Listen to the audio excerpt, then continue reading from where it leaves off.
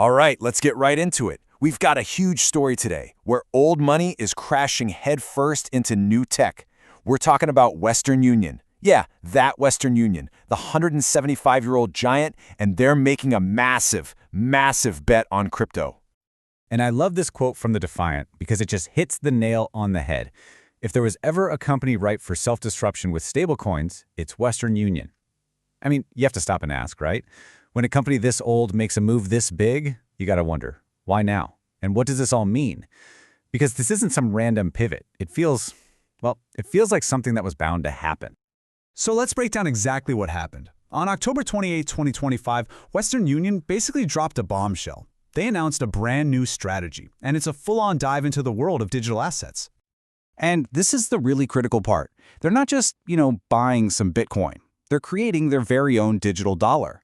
Let's look at the specifics. The token is called the US Dollar Payment Token, or USDPT. It's being issued by Anchorage Digital Bank, and that's a federally regulated bank, which is a huge deal.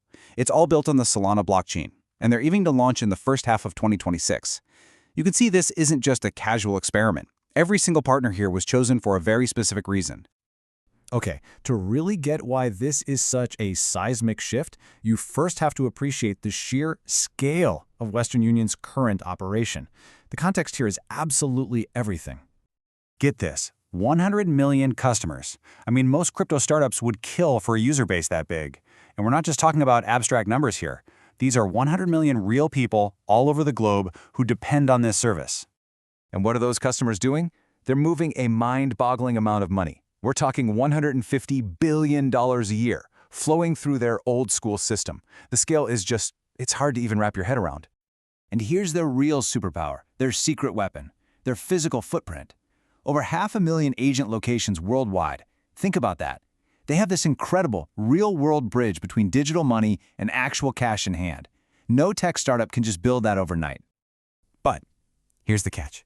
Moving all that cash the old way is full of friction. It's slow, it's clunky, you've got all these middlemen, intermediary banks, foreign exchange fees, compliance hoops to jump through. It all adds up to delays and costs.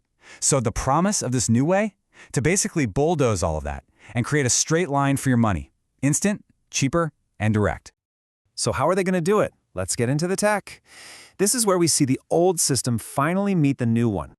All right, piece number one of this puzzle is something called a stablecoin.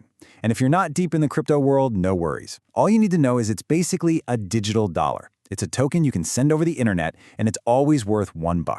That's it. Simple, stable, and super fast to send. Okay, so if the stablecoin is the car, you need a road for it to drive on. That's piece number two, Solana.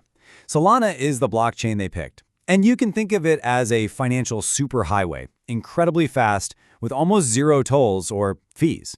It lets that digital dollar zip across the world in the blink of an eye. So when you put it all together, what you get is this. Well, it's a perfectly crafted team. You've got Western Union bringing the customers, the trust, and that massive global network. You've got Solana bringing the lightning-fast technology, and then you have Anchorage Digital providing that stamp of approval as a regulated bank. It's a seriously powerful trio. Okay, so we've covered the what and the how, but now we get to the really brilliant part, the why. And this is where you can see the true genius of their business strategy. Because you might be thinking, hold on a second. Why build their own coin, right? I mean, there are already huge ones out there like USDC or Tether. Why go to all the trouble of making a brand new one? Well, the answer is one simple, incredibly powerful word in the world of finance. It's called the float. See, when you send money right now, there's this gap in time. It can be hours, it can be days, where Western Union is holding onto your cash while it's in transit. Now multiply that by millions of transactions. That giant pool of idle money is the float. And here's the light bulb moment. By creating their own stablecoin, they get to control that float. A customer hands them cash. They issue their new USDP token to be sent. And what do they do with the actual dollars? They stick them in a bank account and earn interest on it. They just turned what was basically just money in transit into a massive new engine for profit. Why let a company like Circle or Tether make that money when they can do it themselves? It's brilliant. So this isn't just about Western Union getting a new revenue stream. This move sends shockwaves through the entire global payments industry. The ripple effects are going to be huge. Think about the winners and losers here. For Solana, this is a massive stamp of approval. It's a huge win. But for other players like Stellar and Ripple, who have been trying to crack this exact market for years, this is a serious competitive blow. And for the current kings of stablecoins, Circle and Tether, well, a new 800-pound gorilla just walked into the room. But, look, this whole thing isn't a done deal. There are still some big questions hanging in the air. Like, is this new coin just going to be for Western Union's internal use, or will we actually be able to hold it and spend it ourselves? Are they building an open network, or is this going to be a closed ecosystem, a walled garden? These are the details we've got to watch. So we've got our timeline, the announcements out there, the launch is slated for the first half of 2026. So yeah, the next year or so is going to be absolutely critical. We'll all be watching to see how this plays out. So if there's one thing you should take away from all this, it's this.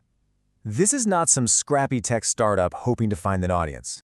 No, this is a 175-year-old financial giant with global reach, a century of brand trust, and 100 million customers already in their pocket. And they are using brand new tech to solve one of their oldest, biggest problems. It's a perfect match between a real-world need and a technology that was literally built to solve it. Which leaves us with one last big question to chew on. Is this the moment? Is this the point where traditional finance stops trying to fight crypto and just starts becoming it? This could be that inflection point we all look back on years from now.